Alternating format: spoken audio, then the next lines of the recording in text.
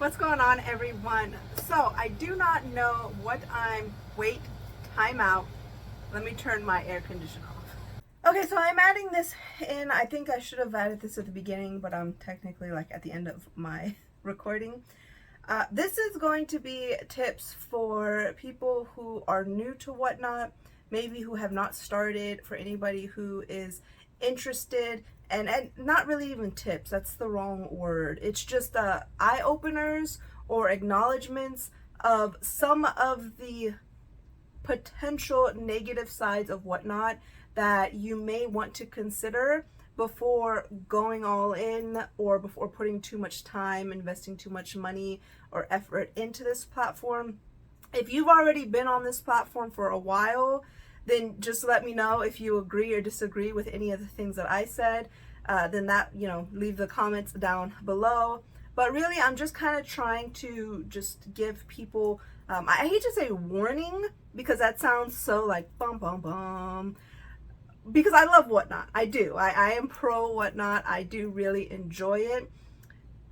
Everybody's different though, and I'd rather just kind of pinpoint these things before, like I said, you just invest too much of yourself into it. So maybe hearing some of these things, you can kind of find ways to work around them, or not get too hooked up in it, or maybe just reconsider if this platform is even for you or not. All right, we are back. I'm not 100% sure yet what I'm going to title this video. You'll know before I say it here, but I'm thinking something like Whatnot's Ugly Truths, or the bad side of Whatnot, or something like that. I don't want it to be like too dramatic, but this video is going to focus on all the downsides to Whatnot, all the little bit more negative things, or all of the ouch, oops, uh-ohs that people don't think about when they start selling on Whatnot. And I'm going to discuss from my experience, from my personal experience, from my side as a seller, but also from what I've seen as a viewer. I do watch Whatnot quite a bit. I rarely go to YouTube anymore. Lives on YouTube alone have kind of dwindled down. So Whatnot is my place to go 24/7. There's somebody on that I can watch who is going to entertain me, educate me, or sell me something fabulous. So let's go ahead and get into some of these topics. Okay, so let's get into a little bit, what I think is kind of an obvious. It is a low sell turnaround per item. I don't care who you are or how many subscribers you have.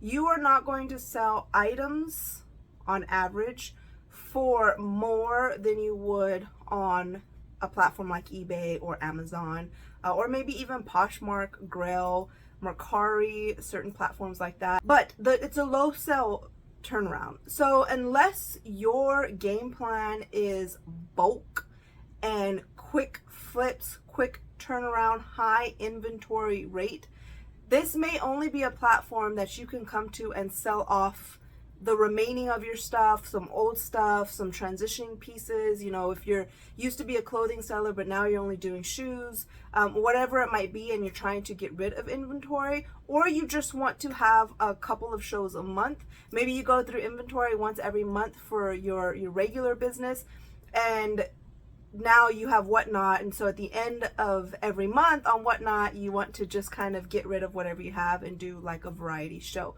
Stuff like that would be great. However, if you are a regular part-time or full-time reseller, and you do not constantly source or have the ability to receive wholesale liquidation, tons of items on a daily, weekly basis, then you are going to run out of inventory quick. You are going to stop doing shows. You are going to, lose people's interests. You are going to start selling cheap junk stuff because you're just trying to find anything to sell.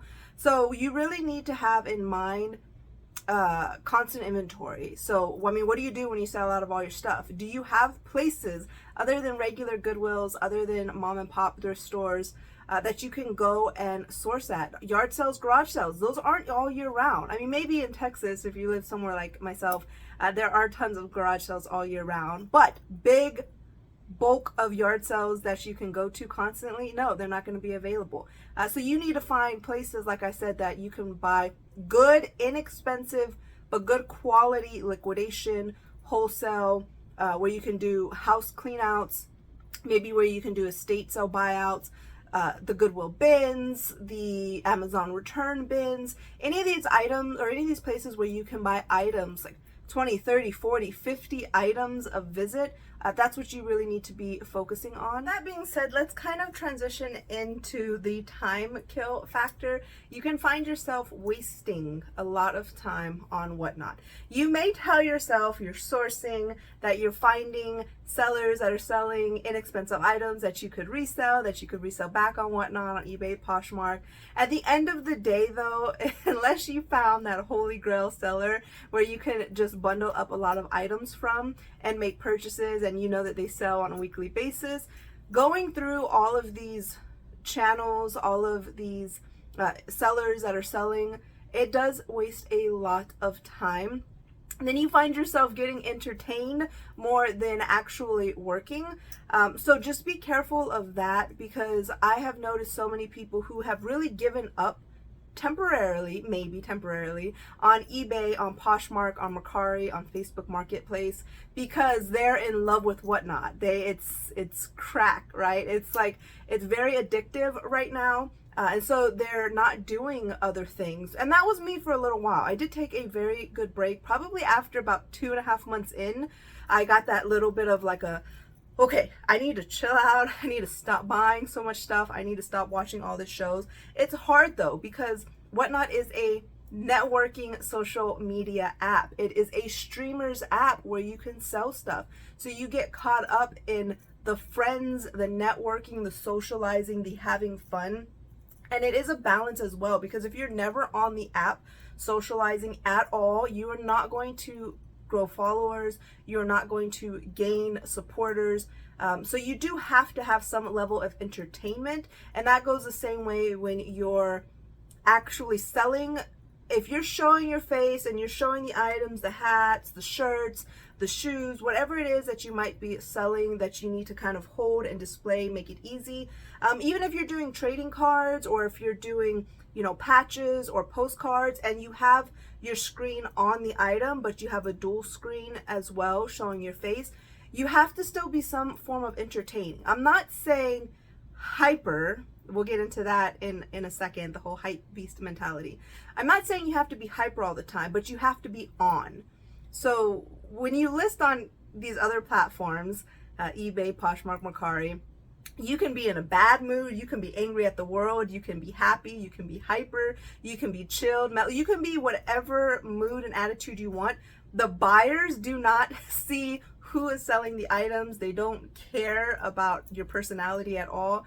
So you can actually list anytime and just list. When you're selling on Whatnot, you have to be on your game. You have to be in game mode. You have to be ready to interact, ready to say hello, ready to converse, ready to, make quick decisions, ready to get up and down. Now, of course, you can sit and be chilled and real calm, but you still have to talk. You do.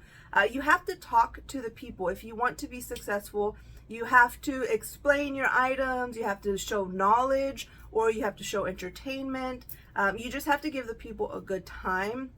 So that's something that a lot of people don't think of. Like, what if you have a week or 2 weeks where you're just not into it? You are really like, your mind is not there. You don't want to talk and socialize. Well, if you just give up Whatnot 1 or 2 weeks, that's a full 2 weeks of income. And if you're trying to do this full time or make Whatnot your main, think about that before you do, because like I said, all these other platforms can be your main, because you can be off, you can be, as long as you're doing the work, nothing else matters. With Whatnot, the work alone is not enough. Okay, so transitioning back to that hype beast mentality. This could be a negative for you. This is a negative for me. This is a downside for me. At first, this started with trading card sellers. This is really where I saw it. Trading card sellers. Trading cards was super, super hot. Let's say about a year ago, right? So about a year, 2 years ago, we got the big boom with Pokemon, the big boom with NBA hoops, with the NFL, the draft, the prisms, with a lot of sports cards, a lot of Pokemon, bringing in a lot of anime back. Then we got MetaZoo. We got all of these trading cards, and people were getting into the trend big time. And also this whole world of sheesh and what are the other phrases? The bet and all of this, the fire. Oh my God, I cannot tell you how many times I hear and I see and I read fire. I get it. I use it too. I will use the fire emoji if I'm like, wow, that's hot, that's sexy, that's fire, that's what I mean. I can't say with all seriousness, naturally hold up a piece and say, okay, now this is a fire piece. I can't. To me, it sounds very foolish. No offense to anybody who does that, but I feel like we're losing our language, and I see it a lot on Whatnot. Instead of saying the full word, instead of just saying, okay, I'll run that next, people will say, all right, bet. Instead of saying, I don't know, I don't know, this doesn't look too real to me, maybe, I'm not sure, they say, I don't know, it looks kind of sus. Instead of saying, wow, that's a great hit, they go, sheesh. And to me, I'm just thinking, what's going on? We're going backwards. Like, we're going backwards with our language. And it just is kind of, it's annoying when you hear it over and over and over again. Okay, so I get it. Some people say it, that's their thing, whatever. But if you're on this kind of an app and they're yelling in and they're like loud and they have partners with them and there's 2 or 3 people and then the whole chat is saying the same thing, I kind of just want to go, whew, okay, all right, I need to back out a second. Let me, regather myself.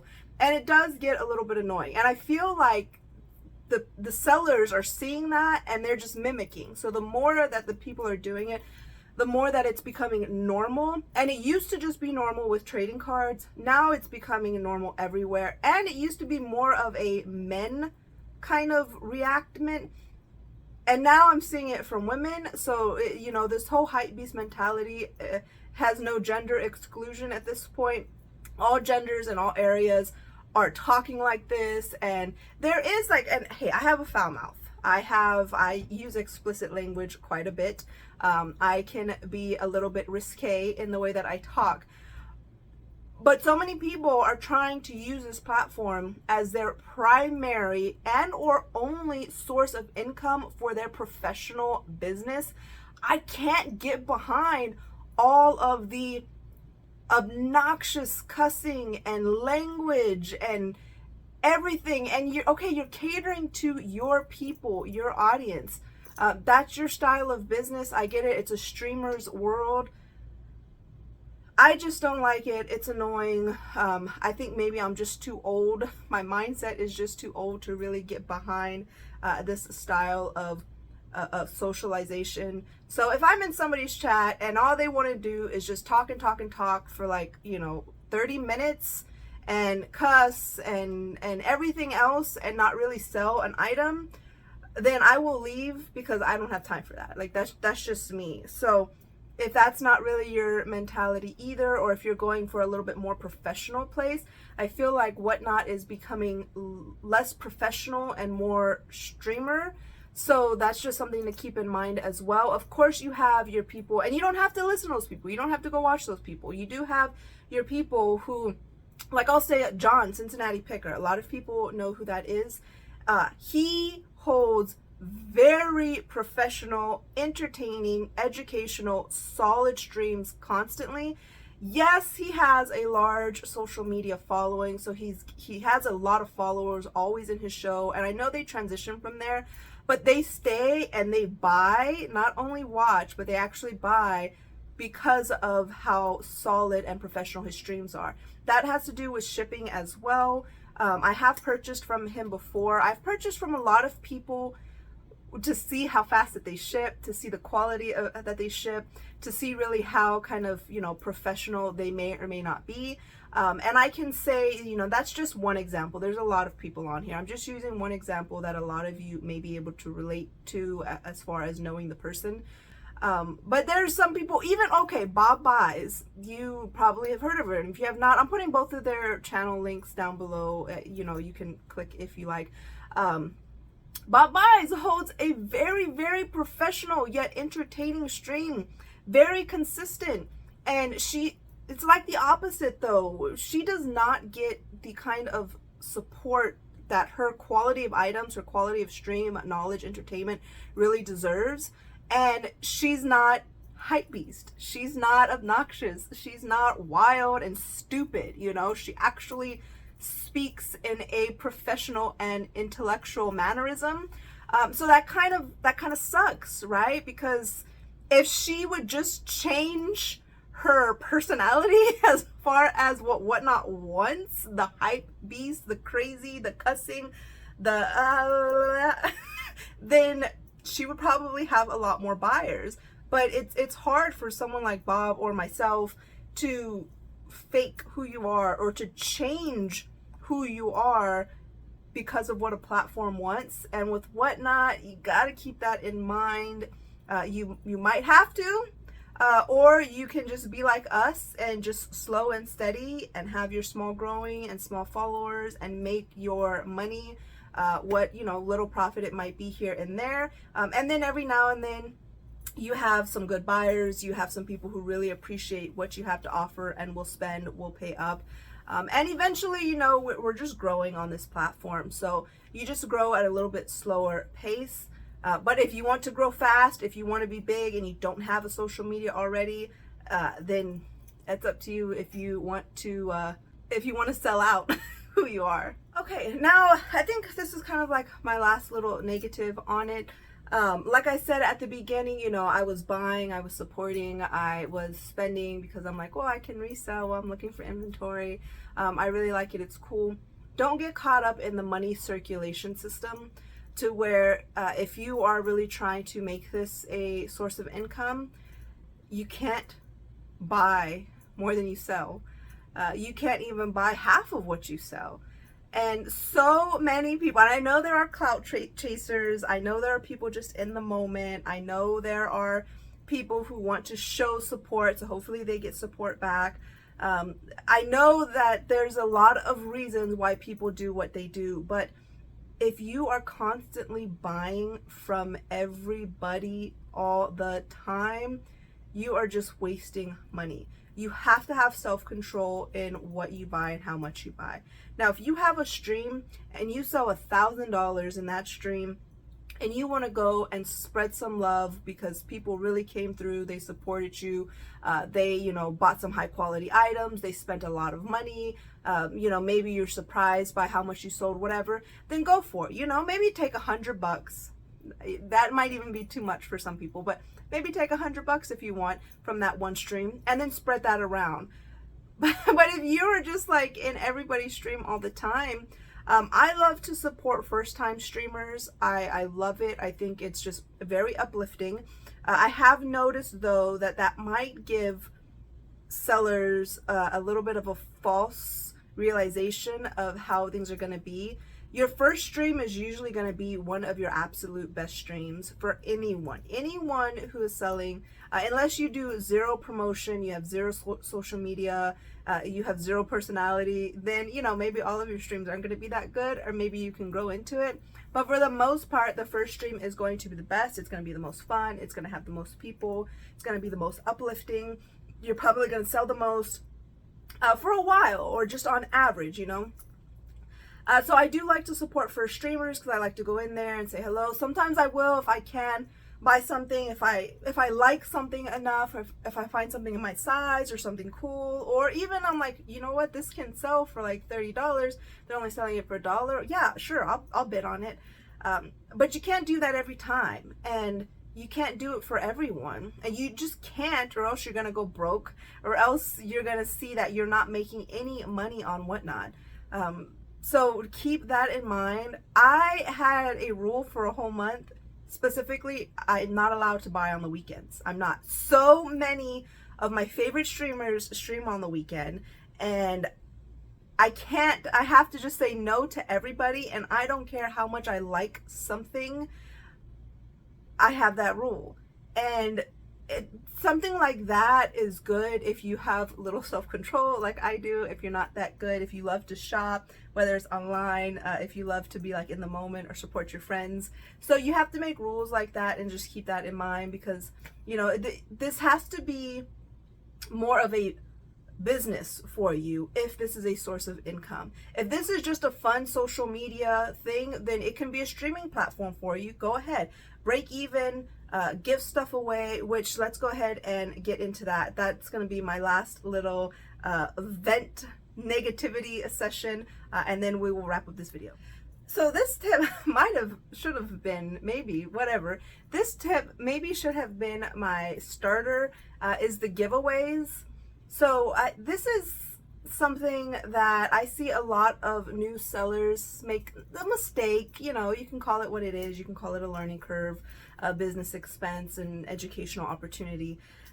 If you do, you can't do too many giveaways, and you have to be careful on how you do the giveaways. Now, should you do giveaways on Whatnot? Yes, absolutely. Should you do them every stream? I think so. I think every stream you should do at least one giveaway. It makes it fun. You have to be fun, or else you're not going to be successful. I love to start every one of my streams started off by doing a giveaway. One, it gives me time to say hello, get settled in, do last minute touches on whatever I need, and it gives time for people to come into my stream. So for more people to get the notification, to click on it, to finish up another stream, whatever. So it builds a little bit more of a crowd at the beginning. And also it does give a lucky winner a chance to get discounted shipping right off the bat, which is great for people who are actually interested in buying from you, because then they might spend a little bit more on an item, like maybe bid $1 or $2 more than they would have, or now they're gonna buy an item that they wouldn't have because they didn't want to pay the shipping or something, but they can get discounted shipping. So it sucks when somebody who's just a giveaway hopper. There's a lot of just jumpers, people who hop and hop from one stream to the next, catching the beginning of the shows on purpose to enter giveaways, because a lot of people like myself do have giveaways at the beginning of the show. That you just have to, it is what it is, you know. Set your giveaways to, they have to be followers, so at least you're getting a follow out of it. Now it might be from someone who never ever plans on spending a single dollar on Whatnot, just doing giveaways.